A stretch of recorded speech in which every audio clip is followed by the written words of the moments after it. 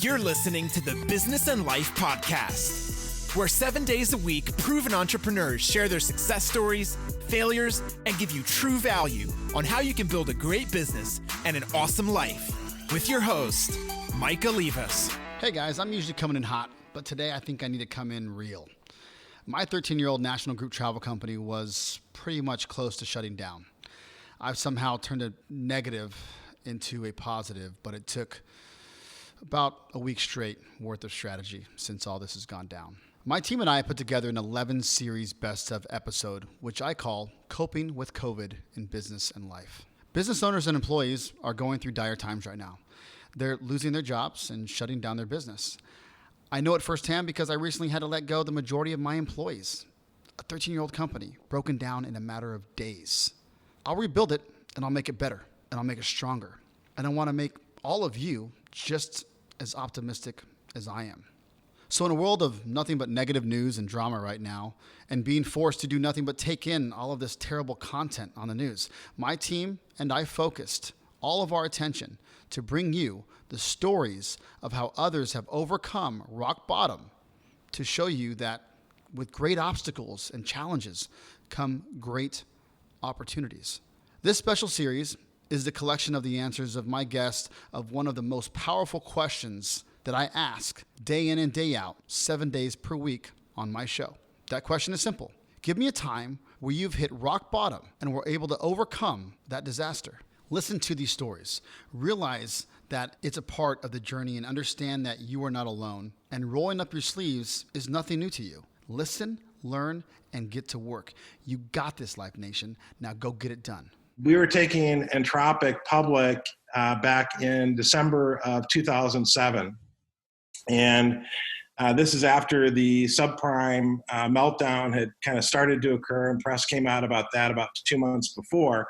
So when we would visit portfolio managers and mutual funds, who are going to be the biggest shareholders in Entropic, they're basically hiding under their desks. So we're driving into New York City in this big Cadillac Escalade, anticipating, pricing the IPO that night. And we got a call from our bankers, and they said that we had a failed IPO. We weren't going to be able to go public. Wow. And it was devastating. I mean, it was really, really difficult. But instead of just giving up, we asked the bankers a lot of questions about what the feedback was and talked to our board, and we decided to go one more day kind of smiling and dialing from the top floor of the Credit Suisse building in New York. The original IPO we were marketing in the $9 to $11 price range. We were going to raise about $100 million.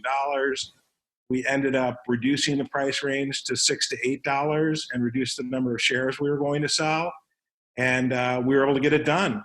So, Wow. Kind of the super highs and the super lows. And, then for the next year and a half, of course, the market continued to disintegrate. But we weathered the global financial crisis, the global meltdown, and we're able to get through that and kind of thread the needle and make the company very successful over time.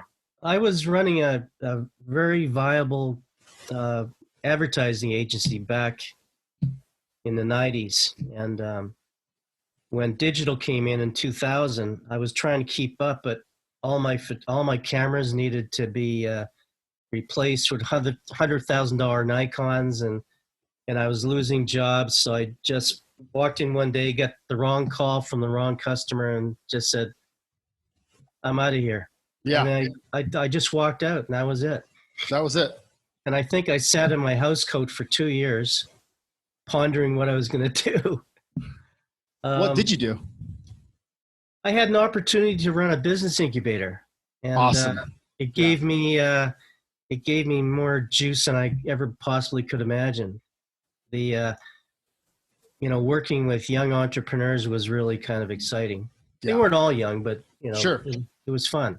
Well, the biggest challenge was probably back in, I would say, 2008, as I was kind of navigating, the work that I did and how I did it. And The economy kind of tanked around that time, 2010. I was having a business that I was getting going off the ground.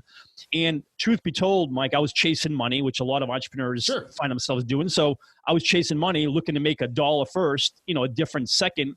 And that was the biggest, aha moment for me, where I ended up losing about $30,000 of my own money invested, friends' money invested, investors, because I was chasing money. I wasn't really looking to serve my customer. And so because I did that, I fell on my face, lost a ton of money. But I learned that, you know what, Mike, chill out, relax with the money, make a difference first, and then $1 second. And when I reversed that, that was the biggest aha awakening moment. And ever since I've done that, my business has continued to climb because, again, I'm shooting first to make a difference first, then $1 second. Hey guys, Michael Levis here. I've cut my coaching rates nearly in half, and I've added some time to my daily calendar to help you, our listeners, with your business in this time of need. If you were let go, or if you finally feel like in the midst of all this, you've been motivated to finally start your own company, let's talk about my affordable startup advising package that will give you from idea to revenues fast. If you are trying to simply keep your company alive after this terrible epidemic, I will give you some great valuable tactics on how I did it, on how to not just let employees go or shut down shop. Let me help you keep your businesses alive and thriving. I can't help everyone, but you won't know if I can help you or not until you schedule a quick 20-minute call at michaellevis.com/coaching. My life was really pretty daggum good.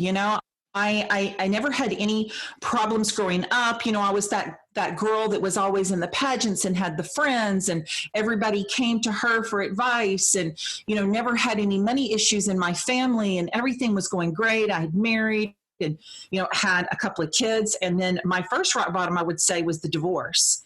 And after the divorce, I remarried a wonderful man. Everything's going wonderfully. And in 2007, my rock bottom was a phone call at 2:00 in the morning. And anyone knows that if you get a phone call at 2:00 in the morning, it's not good news, right? Yeah. And the voice on the other end was what I recognized to be my husband. And I say recognized because I could barely understand what he was saying. And he was bawling. And the only thing that he got out was the word Bryant, which is my middle son. And call it a mother's intuition, call it a gift from God, call it whatever you want. But I knew instantly at that moment that my son was not here. Not that he had ever done anything not to be here. He was 4.2 grade point average, All-American, baseball player, voted most attractive of his senior class, National Honor Society. No reason for him not to be here, but I knew he wasn't here. And I said, don't tell me. And he said, Bryant was in a car accident. My son was 17. And he said, and he was killed instantly. You need to come home. And I was in California, 2,000 miles away from home by myself in a hotel room, and had to find my way to Memphis, which is where my son was actually killed in a car accident. So when I say rock bottom, I think that's under the rock, right? I think it's not just the rock bottom, but it goes below the surface of the rock that's at the bottom. But let me tell you something, in the greatest tragedies in your life and the worst pains come your greatest power. And that's not a cliche. That's real stuff. Like I said before, I was one of those people that people came to for advice because I seemed to have it, on the outside, everything was just going great. And so, everybody came to me. So I was not going to burden people with my pain. I was not going to be that person to go and be that negative Nancy and tell everyone how horrible I was and be a victim, because I'm not a victim to anything, no matter what tragedy happens in your life. Don't label yourself as a victim. We're not of our labels of what we think we are. We are what we say we are. And I began writing.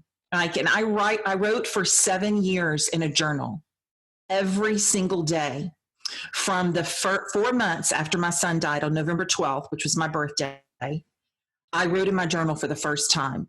And I had such a release from that I just kept writing. I'm talking not just pains, but I was angry at God. I hated my life. I sat in bed and ate M&Ms. I call that my drug of choice. I ate M&Ms for 6 weeks. I couldn't work. I didn't want to talk to anyone. I had a 7-year-old child that I couldn't even function to cook dinner for.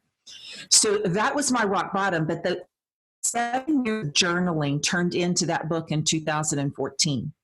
So it's all in timing, right? I believe it's all in God's timing. And that timing was in 2014, 7 years later when the book came out. And in the last 5 years has been absolutely just huge. I mean, just snowballed from the books to speaking events to, I started a live, Real Girl Talk Live, which turned into the podcast, which turned into other books. And it just keeps going and going and going. And that's where I am right now, today.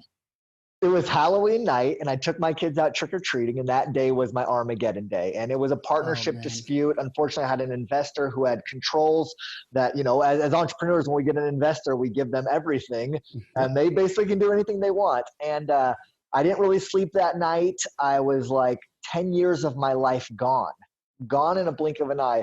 I got up that morning, and I'm a purebred entrepreneur, whereas like I very quickly realized that money was the result, not the reason. I love the game.